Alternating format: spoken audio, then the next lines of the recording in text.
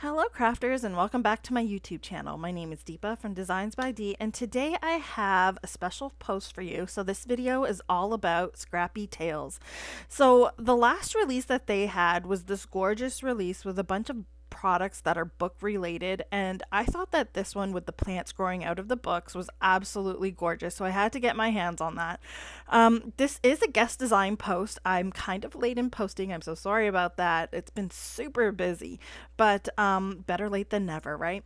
So these are all of the products that I got from the release. You can see they're gorgeous florals. There's this large bookcase, and actually I created a card for this for the Hop when this originally released in April. And then there's also like a stamp set coordinating die, and there's that gorgeous book. This is a book cover. I will do another video with that one, but for now, let's get to the open book with plants. So here are all the dies. So what I like to do, what I find takes less time for me, is to cut everything out of white and maybe a couple things out of some specialty cardstock to add some, elegance and shine. So I took everything off of that panel, you can see, and I'm basically just putting it on some white cardstock, and I'm going to put it through my large die cutting machine off camera. Now you can see that I've got everything cut out here. I did cut out like the bottom portion of the book with some gold mirror cardstock. I've cut out the little butterflies with some gold mirror cardstock, and then I also took the butterflies from that the A2 or the A7 book cover birthday plate die set, and I cut those out of some white and mirror cardstock and then black for the little centers of the butterfly. For the centers of the flowers, I've cut that out of some gold glitter cardstock, and then everything else out of white. So if you've seen older videos, I haven't really designed for Scrappy Tails in like over a year or so, and back then they didn't have these sticky mats, so I would always kind of cut all of these out. I'd keep the negative pieces and kind of stick them back in to add ink color to the die cuts, but these sticky mats are absolutely amazing for adding ink to die cuts. So I'm grabbing my waffle flower sticky mat here, and I'm just going to add inks to all of these flowers. Now you will notice that there is like one full bouquet of that like floral coming out of the book. That's in the top right hand corner there, and then there's all of the extra little pieces that you can layer on top, or you can layer around it to kind of build up your floral bit there. So it's really up to you how you want to use it. I'm going to do a bit of both so you can kind of see how it all comes together in those two different ways. So the inks that I'm using for these are Altenew inks. They are just the set that I have handy. You could use any kind of inks that you want. I'm using Marshland and Mangrove Root. Now it's a lighter and a darker tone of the same color family, and it just creates like a lot of depth there. And now I'm choosing some colors for the actual flowers. So I've got some yellow pumpkin pie, and I'm using some I think puffy heart there for the flower. So I'm going to mix the two colors together. Keep the yellow on the edges and the pink in the center. I am adding a little bit of it to the flower that's part of that whole, one piece die cut there, but it will get covered up because I'm going to layer on top of that. I only added the color just in case a bit of it shows through. I don't want it to be white. Now I've got a detail brush here. And as you can see, the detail brush came in handy for getting that yellow into the centers of the flowers. I'm not being super accurate. I'm really just adding the color haphazardly so that it has more of an artsy look to it. You don't have to be too, cut color in the lines type of thing. It just has a nice artsy flowy look, this card, so don't worry about that too much. A little bit of mess is not a big deal as long as your colors don't mix together and turn into mud. And so now I've got all of those like leaves and vines, the stems and everything done. These two pieces here are basically part of the book. So whatever color you want the inside of your book to be is what you're going to add here. I'm using some dark red. I think I used some mahogany bark here. So it's a really deep red. It's a nice rich color, which I thought would go well with the gold that I have on the trim of the book. And now here are the two butterflies from that other die set, the book cover birthday plate. These butterflies are absolutely gorgeous, and they come together so nicely when they're layered to create gorgeous layered die cut butterflies. I think they're probably my favorite part of this card. I could have made a whole bunch of these. I think I will do another card like this. I will be posting a reel for this and some other cards that I'll be making for this release. Again, I'm sorry that it's late, but like I said, some of these products are still available on the site, and anything that may be out of stock, I'm sure may come in stock later on. It depends on how popular they are, right? So, moving on to the book. I'm using some butternut here, which is more of like a yellowy brownie, like a light yellowy brown color. So it's going to create more of like a vintage look on this book. I'm darkening the centers and the bottom parts of the page, and then it kind of lightens up as you go out and towards the right and left. Then I'm adding a darker brown. I think this one was paper bag. And then I'll also add a little bit more of a darker brown, the darkest, which is chocolate, dark chocolate. So it's just creating different layers of brown, which I always find just adds a lot of depth and interest to your cards. This is probably also the reason why I prefer adding ink to white cardstock versus picking out different colors of cardstock. First of all, picking out different colors of cardstock takes a lot of time, at least for me. And then I have to separate the dies to cut out the different cardstock colors, and to me that's just a lot of thinking. I call me lazy, right? So by just cutting everything out in white, you get all the cutting done in one go, which I know that some people hate die cutting, and then after that it's just a matter of adding colors, which I love doing. So, as I mentioned earlier, I did cut out like the little detailed portion of the flower. There's like one center portion from gold glitter cardstock, along with a bunch of little confetti bits from the same gold glitter cardstock. You'll notice that the die that I used is all connected. You can disconnect them, but I didn't do that so that I could just cut everything out together. And it also helps save me losing dies and stuff like that. So I find that keeping it as one piece rather than cutting all the little ones apart really just helps me prevent loss. So that's the main thing. So I put together the book, and you can see it comes together so nicely. That gold trim really brings it all together. You've got the deep red as the bottom inside cover, and then all of those vintage looking pages. So now I'm putting together, or I'm deciding how I'm going to put together this floral cluster here. Floral and vines. So you got a lot of greenery in this piece.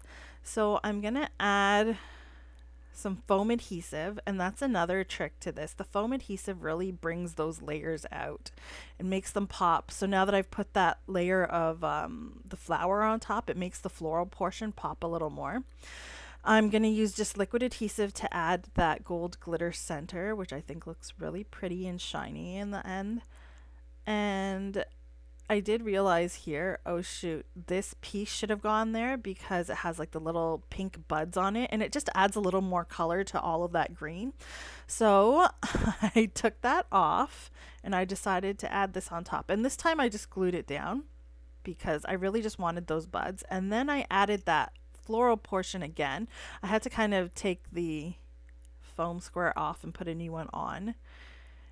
And then it came together nicely. So as you can see, I usually cut all of those little edits out, but all designers basically, we do things, we redo things, we cut things apart. That's just the way designing goes, right? Although I do try my best that when I do something, I try to commit and stick to it, because sometimes you just end up messing things up and it doesn't look as great, right? But that's just me. Like I said, this has more of an artsy look, so it's completely fine. So I did add another layer that's cut out of some charcoal matte cardstock by Sizzix, and it's just creating like a bit of a shadow in the background. Now for the butterflies, you can see I have the gold layer, and then I'm adding a small foam square to attach the top. Now before I attach the top, I will add the little black body, which was cut out of some black glitter cardstock. I can attach it, and you can see how gorgeous this looks. So all you need to do is a little bit of zhuzhing here. So I'm kind of just bending this. I'm pulling back the gold portion, separating it from the top, and it really looks like there's layers of wings, which creates a gorgeous 3D effect. And I always try and look at the dies and the craft products that I have and think of different ways to use them. I mean, these butterflies would go perfectly on like maybe a headband or something like that. So if I could cut out the gold portion, should be fine, but if I say kept that white portion on top, which I added ink to, and then I added a bunch of embossing powder to it to give it more of an enamel look. I could take this and attach it to a headband, and it could be part of a headband set for my girls. I definitely love doing things like that as well. Or even you can make little hair clips with it. If you have the little clips, you can just attach the butterfly with a heat gun, and it would absolutely turn out gorgeously. I do recommend though stiffening them up with some embossing powder and melting that, and that also makes it a bit more durable. Another idea for another video. Let me know in the comments below if that's something you'd like to see. So moving on, I've got the stamp set here, and what I want to do is I want to take this stamp here, which has like a nice border, but I don't want that sentiment. So what I'm doing is I'm masking off the sentiment with some washi tape. I'm using some gold pigment ink. Again, this is, I think, all to new, but the pigment just, it comes off really nice when it's gold pigment. You could also emboss it if you wanted to. That would actually make this easier as well. So I take the masking off, really important, and then stamp this down. And you could see I did keep the little butterfly and the little swirlies at the bottom. And now I'm taking this other sentiment and stamping it in the center. Now I did kind of smudge a bit, so I'm trying this. Take two again. Sorry about my head in the way. But that did help me get it more center.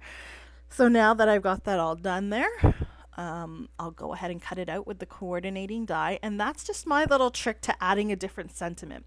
Now, if you look at the die set, which I looked at afterwards, there's actually a die to cut these letters out, and you could probably maybe put this on top of the other sentiment. So it's really up to you. If you want it to be one piece, you could use this masking technique. If you want it to have that extra layer, you could do it that way. So moving on, I'm making my card base. Now, keep in mind that a lot of these sets are for A7 cards. So these are larger cards that are 5 inches by 7 inches. So that's the size of this card. In order to fit that book on it, which you can see in the end, there's still bits of it hanging off the edges. So I will need a larger envelope. You do need an A7 size card. So I cut the card base 5 by 7, and I've also got a card panel that is just a bit smaller than 5 by 7. I think it's 4 3/4 by 6 3/4. Now I've got more of that, I think this one is Sea Forest ink. It's within the same line of greens, but it's like the in-between of the two that I used on the leaves and the vines there and the stems. So I'm getting an idea of where I'm going to place this book, and I'm going to use this green more towards the center or the bottom 2/3 of the card, I'd say.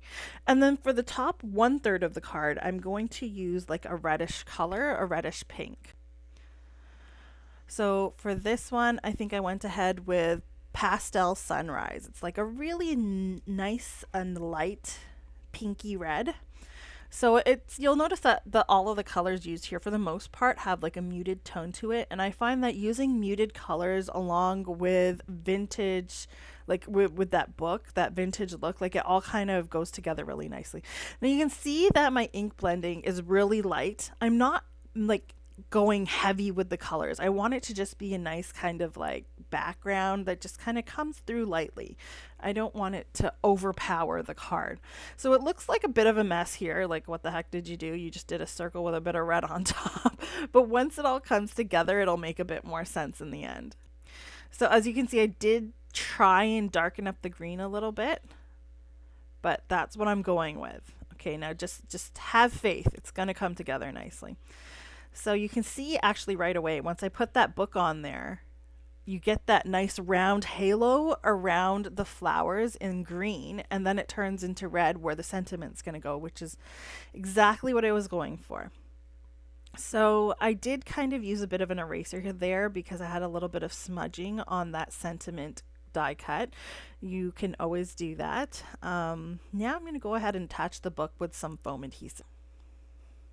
So I do use different, I guess you would say, depths of foam. This one is a little less, like it sticks out a little less from the card. The depth is less, whereas the ones that are smaller, like the ones that I'm going to use on the butterflies and stuff, those are a little thicker, so it sticks off the card a little more. And I find that having those varying depths, again, creates a lot more interest on your card. So we have interest in the different tones of color. That creates more depth. You got the actual 3D features from the foam. You've got the different depths of foam. And then the third thing that I absolutely love to add is specialty cardstock. And I find the specialty cardstock, it really just adds that little bit of oomph. It doesn't have to be too much. I only added that little bit of gold glitter cardstock and then the little bit of mirror cardstock on the book, but it really just makes everything come together nicely. So now that I've got my butterflies on there and the main floral portion together, let's add some extra floral bits to kind of build up this bouquet. So I've got some of the extra layers that I didn't actually add onto that one piece. And I'm just going to add those around and in behind the piece that we already have sticking out of the book, growing from. This is actually the flower that's on the left, but I'm going to add it here on the right to add a bit more color. Now, I don't know about you, but with all that green, I was like, I really just need to add a bit more color because it just looked red and green. It looked too much of red, green, and brown to me, right? So I find that some extra colors like that purple and that pink there just really makes things stand out. It creates a bit more contrast, and that helps. So I added that gold little butterfly at the top there. I did have another one cut out. I think I added in the end because I couldn't not use it. They're so pretty. I'm adding some extra vines in the background. And oh yeah, here's the confetti bit. So this was the gold glitter cardstock where I cut out the center of that flower. These little confetti bits, I cut them out a couple times, and they just create like a nice kind of ambiance in the background of kind of like a magical look. Gives this whole thing a magical look and a nice mystical like design. So I added those in the background. So you don't actually need embellishments because these really work perfectly. You could use the glitter cardstock, you could use mirror cardstock, it all works the same. So once I had all of these little pieces where I wanted it, I still wanted to add a little bit more shine. So I did grab some AB gems. These are just really small nail gems. I actually get them off of Amazon. They're really cheap and they last a long time. I've had this for like 2-3 years. And I'm just going to add these all over just to create more of that mystical look and create a little bit of shine now. And I can't resist. I probably added too much, didn't I? You let me know. So this is the final card. Now don't forget to add it to your card base. I almost forgot that. So I'll just go ahead and add some adhesive. You can add it to the back of your panel. If you feel more safe adding it to the actual card base, you can do that as well. And there you have the final card. So I hope that you guys find something or some technique within this video that could be useful to you. I hope you love the final product here because I love it and I love these products. Don't forget to check out Scrappy Tails. Everything I've used is linked in the description below, and I hope to see you here next time. Don't forget to like and subscribe. As I mentioned, I will have another video with one of the products from this release coming out within the next week or two. So have a great day, guys, and I'll see you again next time. Bye.